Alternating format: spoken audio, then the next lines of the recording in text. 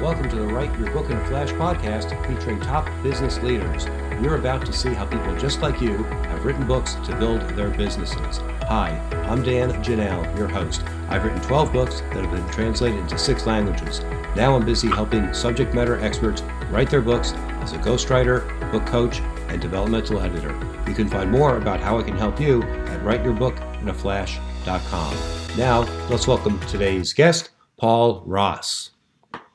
Great to be on the show with you and great to be speaking to your listeners as they're listening to me speaking. I'm not sure at which points during this interview they'll stop and find themselves thinking, wow, this is really great value. But as that's taking place, I'm honored to be sharing what we're going to learn on this journey together today.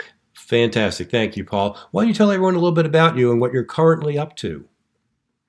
Well, I have 30 years experience as a hypnotist, a master practitioner and trainer of Neuro-Linguistic programming, or NLP. We can get into more about what that is. I'm also a failed comedy writer. I wrote one of the worst movies ever made, so if you don't laugh at my jokes today, I'm used to it. And I've just written a book. The last 9 months, I did a rewrite on it called Subtle Words That Sell, How to Get Your Prospects to Convince Themselves to Buy and Add Top Dollars to Your Bottom Line. So it's a really catchy title. And I think when you do write a book, as I think everyone should, you have to make sure that the title really conveys the benefit and the hook right away. So if I called it Using the Power of Your Words to Get Your Prospects to Want to Buy from You for very good reasons, that's nice. But when you say how to get your prospects to convince themselves to buy, wow, that really appeals to people who don't want to have to feel salesy or that they're pushing or pressuring. Fantastic. You're giving us great advice, even in your introduction. Thank you very much.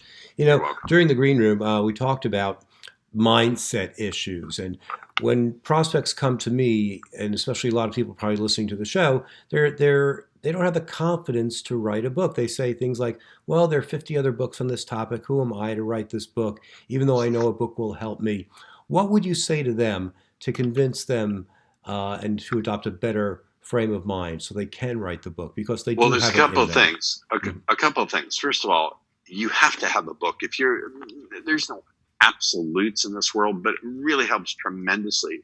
If you, like me, are a speaker or a coach of any kind, having a book is a tremendous credentializer. The ability to say, if I'm on an airplane flight and someone's sitting next to me, they ask me, what do you do? And I say, oh, I'm an author. Wait a minute, I'll get you a book out of my bag. That's tremendously impressive. I've generated a lot of business from that if I just had to go into my spiel without a book. So if you want to stand out, you have to have a book. It's like walking into a boardroom, a meeting of CEOs, who are all wearing suits and ties, and you're wearing a jeans and a T-shirt. It doesn't work. You've got to have that book to identify yourself, to say, hey, I'm a person who's got some gravitas, some weight on this topic and on the subject. Doesn't mean your book has to be serious. And I have a good sense of humor, even though I said I don't. Mm-hmm. I failed as a comedy writer for movies. I can still write fairly funny as a book. I'm sure you can.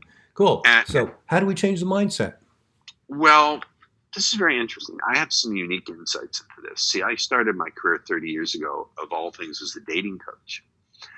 And I coach guys who are 30, 40, 50 years old who never had a date in their life. And so, as you can imagine, these people had some serious troubles with their mindset, their confidence, their sense of worthiness, their sense of deservingness, their sense of what made things possible for them to achieve in the world. And one of the things I would always do with them is to get them to change how they were using their language. For example, if they would say something like, why do I always fail when I go to talk to a pretty woman? I would get them to look at that language. So when you ask questions like, why do I always fail, or why can't I do something? Is your mind looking at solutions, or is it looking at the problem? Oh, it's looking at the problem. Exactly. Now, here's a universal law of the mind that I just made up. The mind can't tell the difference between what you're focusing on and what you're telling it, what you're rehearsing it to do next. So if you focus on something, it's not that you're a thing called a self-saboteur, or you have a lack of some mysterious substance called self-esteem, and someone needs to pour a quart into your head. It's that you have a very bad learning strategy. You're attempting to learn from your past, but when you ask why questions, why can't I get something done, your mind is focusing on the problem. And your mind cannot tell the difference between what you focus on and what you're giving it to rehearse, and it can't tell the difference between what you're rehearsing and what you're programming it to do. So of course it's going to do the same thing the next time you're in the same context. When you dwell on mistakes, you rehearse mistakes. When you rehearse mistakes or limitations, you just program them back in. So instead of asking why questions, why can't I write this book, or why can't I have enough confidence to write a book, I can encourage people to ask a magical question, the magic miracle question, which is, if you woke up tomorrow and all these limiting beliefs and bad attitudes and bad habits about, in this case, writing a book, were disappeared, gone, vanished, how would you know? And what would you begin to do differently as you claim a better set of feelings? So it's a really powerful question. If you woke up tomorrow and all these limiting beliefs were gone, how would you know? What would you do differently? And what would you claim as a different set of feelings? So we're talking about cognitions. What would you know? Mm-hmm. How would you feel differently? So feelings. And what actions would you claim for yourself? So know, feel, and do, covering all three categories. And notice I used a very powerful word. I used the word claim. Claim is what I call an ownership word. So claim, my, and mine. So I like to use this illustration. You ever gone to a restaurant and you parked your car with a valet? Sure. Do they give you a want check? No, they give you a claim check. That's right. So what's the difference in saying I want confidence to write a book and saying I claim confidence to write a book, and then add in the word my? I claim my confidence to write my book. So putting in the words claim and my are very, very powerful. They take away the distance and they make it about ownership. Claim my mind. I claim my confidence to write my book. Then we throw in some adverbs. I joyously claim my confidence to powerfully write my amazing book. So add in adverbs, and mostly adverbs, but then an adjective. You see how the power multiplies when we drop in the adverbs and the adjectives? So the first sentence is, I want confidence to write a book. I claim confidence to write my book. I claim my confidence to write my book. I joyously claim my amazing confidence to easily write my fantastic book. Do you see how it feels different? Oh, definitely. Just by language is incredibly powerful. I have an ulterior motive whenever I speak or teach or do broadcasts like these. My first motive, of course, is to teach and offer value. But my ulterior motive is I want people to fall in love. I want them to fall in love with the power of language, the transformational power of language, to either free your world or freeze it, to turn stumbling blocks into stepping stones and pain into passion. I am madly in love with language. This is always my ulterior motive. I want everyone to have the same mistress, if you will, as me, which is mother grammar. I was the kid in grade school who loved diagramming sentences. Do you remember that? Oh, yeah. I don't know if they do that now in the new young generation, but we used to do that. I loved it. I loved doing it. I would stay after the recess fell thinking, where are more sentences to diagram? I would write out other sentences and diagram them at home. I would run around chasing my older brother, Alan, with Ripley's Believe It or Not. Remember that book? Oh, sure. Hey, Alan, did you know a man in India sat on a hen's egg for 10 days and it hatched a live chicken and with 2 heads?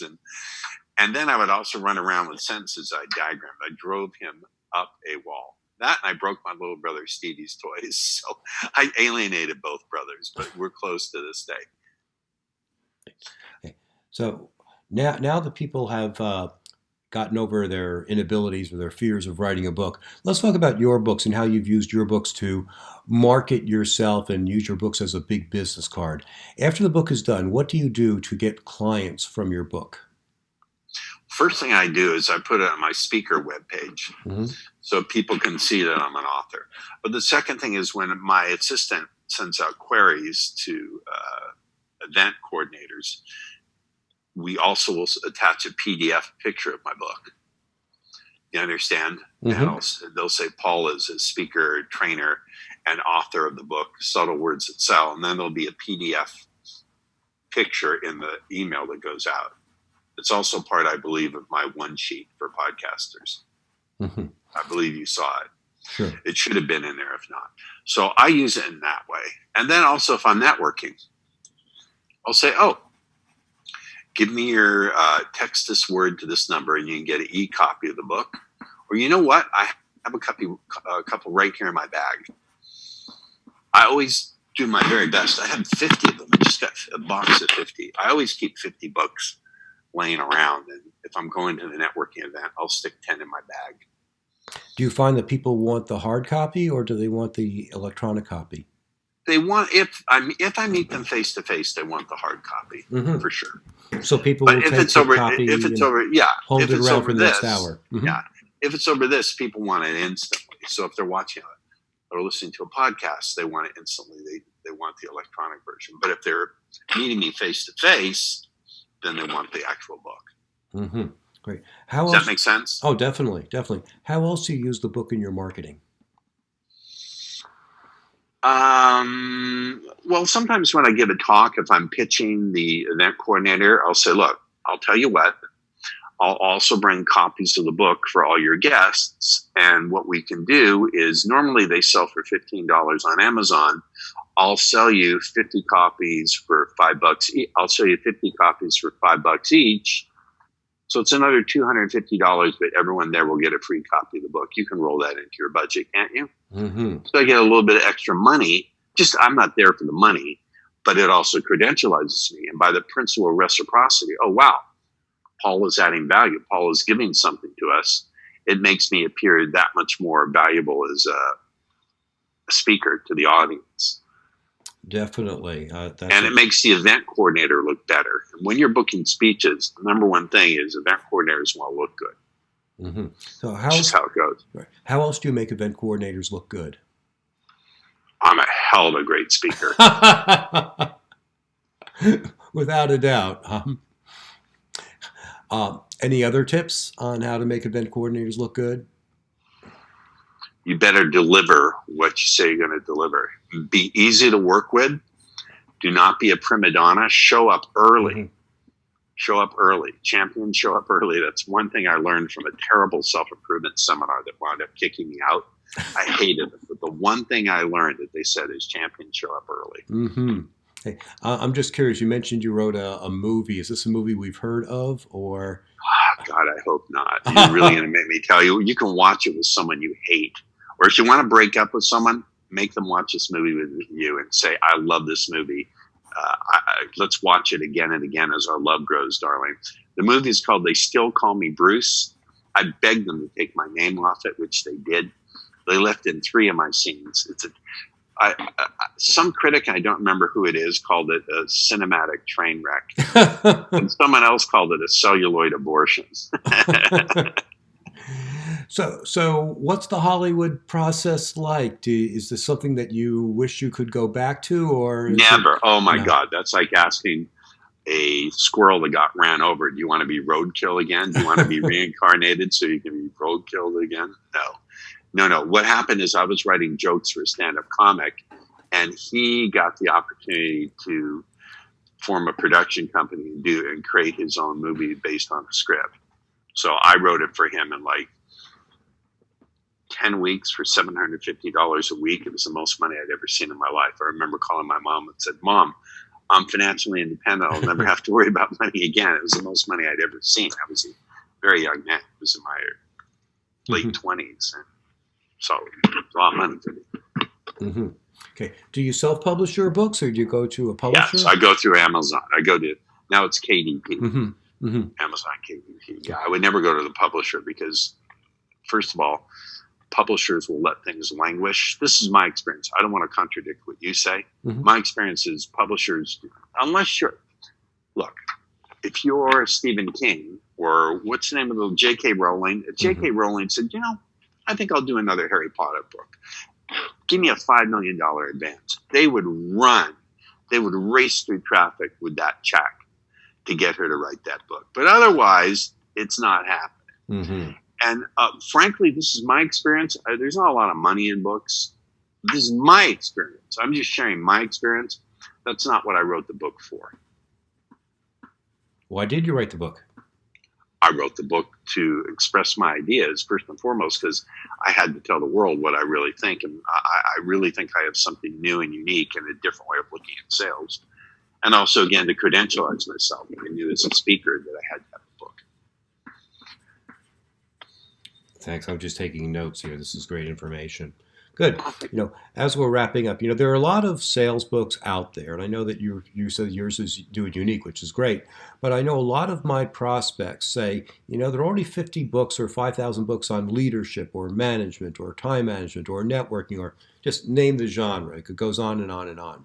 You obviously have the confidence to write a book in a very crowded field. What did you tell yourself internally? Because I know you're very good about the self-talk and such, to say that, there are a lot of books out there, but mine is going to be the best. Because I know I'm a genius and I'm not trying to be funny. I'm deadly serious. My mother, I come from a family of extremely brilliant people. My mother encouraged me to think outside the box, and I always have. And I knew that I had something from outside the box, but if you don't, you can still state it in a way through your unique voice. There's a saying in Hebrew. It's based on a song or a proverb. Excuse me, not a song. I don't remember the Hebrew, but it says there's nothing new under the sun. Mm-hmm. Now, I think that's not true, but largely it's true. And you don't have to have anything revolutionary new. You can just say something from your own unique perspective or give your own unique experience using the tried and true principle. So not everyone can be a Christopher Columbus, but everyone has a different way of sailing the boat, to use a metaphor I just came up with. Mm-hmm. It's clever. That's cool. Great. So as we wrap up here, Paul, tell us a little bit about how you work with people, how they can get your book, and how they might see you in person. Sure. So if you want to find out more about my speaking or how to bring me in as a trainer or a teacher to your event, I love doing it more than anything in the world. We can do it remotely through Zoom. I also, if you have a big enough check and you have the right logistics, can come out to you. You can contact me through speakerpaulross.com. That's all one easy word, speakerpaulross.com. If you'd like to get an electronic copy of my book, along with a complete video sales course on how to have confidence sell, how to overcome objections, and how to build profound rapport without traditional NLP techniques, it's really simple. Text the word subtle, SUBTLE, to the number 76626. I'm sure you'll have that in the show notes. I don't want to over-promote. Sure. That's 76626. And I will have and that the in word the show subtle, notes. SUBTLE. Fantastic. And the name of the book again is? Subtle Words That Sell. Perfect. How to get your prospects to convince themselves to buy. Perfect. And add top dollars to your bottom line. Fantastic. Thank you, Paul. You gave a lot of great information today, and I'm sure everyone enjoyed learning how they can get over their own self-limiting beliefs. Thank you very much. It's my pleasure. Thank you to all your audience for giving me the joy to share and to teach. I love it more than it's the most fun I can have with my clothes on, I like to say. Fantastic. Thank you. Thanks for listening to Top Business Leaders, the only podcast that shows you exactly how people just like you have built their businesses by writing a book. If you'd like to write your book but don't know where to start, you can find great information at writeyourbookinaflash.com. Thanks again for listening. We'll be back next week with another insightful interview to help you become a top business leader.